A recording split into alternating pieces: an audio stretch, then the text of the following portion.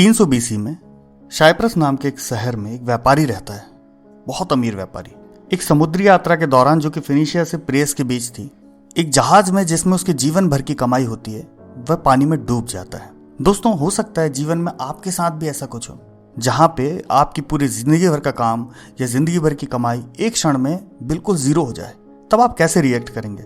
हो सकता है आप गुस्सा हो सकता है आप दुखी हो, या हो सकता है कि आप भगवान को दोष दें, प्रकृति को दोष दें। पर दोस्तों, जब ये घटना उस व्यापारी के साथ घटी तो उसने कुछ इस तरीके से रिएक्ट नहीं करा, क्योंकि उसे एक बात समझ में आई कि ये घटना होना, घटित होना, ये तूफान आना और समुद्र में उस जहाज का डूबना, ये उसके बस में नहीं था कंट्रोल करना। वो उस तूफान को नहीं रोक सकता था, परंतु हाँ, इस बुरी घटना के होने के बाद जो उसके मन में चल रहा है वो उसको कंट्रोल कर सकता था। वो ये कंट्रोल कर सकता था कि वो दुखी फील करना चाहता है या नहीं। उस व्यापारी का नाम था ज़ीरो। आगे जाके बहुत बड़े फिलोसोफर बने।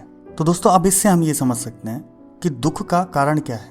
दुख का कारण ये है हमारे पास कि कोई भी ऐसी अनएक्सपेक्टेड घटना हमारे साथ हो जाना, जिसके बारे में हमने कभी कोई परिकल्पना नहीं करी थी, जिसके बारे में हमने कभी कुछ नहीं सोचा था कि ऐसा हो सकता है हमारे साथ। हो सकता है आपने शेयर मार्केट में पैसे लगाए और दुनिया में कुछ ऐसा हो जाए जिसकी वजह से आपके पूरे पैसे डूब जाएं। वो आप कभी नहीं सोच सकते और वो आपके कंट्रोल में भी नहीं है। जैसे कि हमने कोविड के वक्त देखा भी, वो एक बुरी घटना थी, बहुत बुरा हुआ, बहुत सारे लोगों के साथ बुरा हुआ और बहुत सारे लोगों ने उस परिस्थिति से पैसे बनाए भी। दूसरा है कि हो सकता है आपका रिलेशनशिप जो होते हैं, ब्रेकअप्स होना। तो इस परिस्थिति में दो लोग हैं, मान लीजिए ए और बी, और बी ए को छोड़ के जाना चाहता है और ए उस बात से दुखी है। क्यों दुखी है ए? क्योंकि उसने कभी नहीं सोचा था कि वो उसको छोड़ के जाएगा या जाएगी। दोनों परिस्थितियों में उसने कभी सोचा नहीं था, इसलिए उसको इतना दुख हुआ।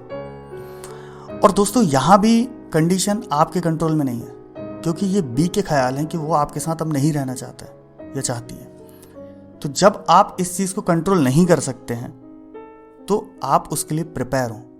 अब ये बात बोलने में बड़ी आसान लगती है दोस्तों, कि हम हर दुख के लिए प्रिपेयर रहें, या हमको ऐसा सोचना चाहिए, हमें उस तरीके से सोचना चाहिए, हमें बड़ा मोटिवेटेड रहना चाहिए।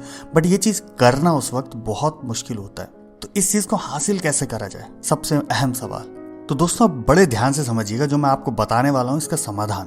और ये सुनना और समझना बहुत ज़रूरी है, बहुत संजीदा तरीके से। एक शब्द होता है वॉलंटरी डिस्कम्फर्ट। अब इस बात को बहुत ठंडे दिमाग से आप समझिएगा कि ये चीज़ होती क्या है। बहुत सारे लोग दुनिया में इस चीज़ को फॉलो करते हैं, जहाँ पे हो सकता है कोई बहुत अमीर व्यक्ति हो जो बहुत कंफर्टेबल बिस्तर पे सोता हो और हमेशा ही कंफर्टेबल जगह पे वो रहा है, तो वो सहसा जानबूझ के ही फर्श पे सोने की कोशिश करेगा एक रात। हो सकता है कोई व्यक्ति हो जिसको हमेशा ही गर्म पानी से नहाने की आदत हो, तो जानबूझ के ठंडे पानी से नहा के देखेगा। तो इस तरीके से वह व्यक्ति अपने आप को किसी चीज़ से बांध नहीं रहा है, कंफर्ट से नहीं बांध रहा है अपनी खुशियों को। वो डिस्कम्फर्ट में जाके भी, उस परिस्थिति में जाके भी, नीचे सो के भी वो खुश रहना चाह रहा है और अपने ब्रेन को ट्रेन कर रहा है कि ये जो चीज़ें नहीं है जो मुझे खुश रखेंगी।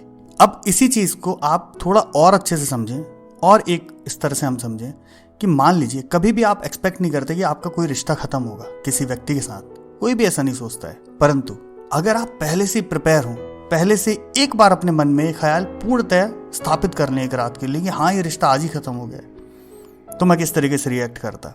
भले ही आप कामना नहीं कर रहे हैं इस चीज़ के होने की, आप चाह नहीं रहे कि ये हो, बट एक बारी आप सोच के देखिए, डिस्कम्फर्ट में डाल के देखिए आप अपने आप को, इमोशनल डिस्कम्फर्ट में, फिर आपको कैसा लगेगा। तो इस तरीके से दोस्तों, आप अपने ब्रेन को ट्रेन कर रहे हैं कि कैसे आने वाली किसी भी बुरी परिस्थिति में आप उस वक्त से गुजरेंगे, या कैसे आप रिएक्ट करेंगे, और कैसे उस परिस्थिति में आप अपने व्यवहार और अपने एक्शंस को हैंडल करेंगे। क्योंकि दोनों चीज़ें बहुत ज़रूरी है। लोगों के प्रति आपका व्यवहार भी बुरा हो सकता है, या सिचुएशन को आप सही से हैंडल नहीं कर पाए तो आप बुरा भी कर सकते हैं। तो पहले ही सारी चीज़ों के लिए प्रिपेयर रहिए। जो आपको लगते हैं आपके जीवन के सबसे बड़े डर हैं, उन डरों को आज ही महसूस करिए और पूर्णतः महसूस करिए कि हाँ, ये चीज़ हो ही गई है और अब मैं इसको कैसे हैंडल कर पा रहा हूँ क्या, या नहीं कर पा रहा हूँ। अगर नहीं कर पा रहा हूँ तो मैं कैसे इसको हैंडल कर सकता हूँ। और जब ये प्रोसेस आप अलग अलग चीज़ों के लिए दोहराते रहेंगे, करते रहेंगे, तो धीरे धीरे आप देखेंगे कि विपरीत परिस्थितियों में आप बहुत संयमित बिहेव करने लगेंगे। आप एकदम से घबराएंगे नहीं। और हमें अगर जीवन में खुश रहना है और संयमित जीवन व्यतीत करना है, तो हमें हमारे ब्रेन की भी एक्सरसाइज कराना ज़रूरी है दोस्तों। अब इसी टॉपिक पे हम एक और वीडियो लेके आएंगे, जिस वीडियो में हम इस टॉपिक को और डिटेल में डिस्कस करेंगे।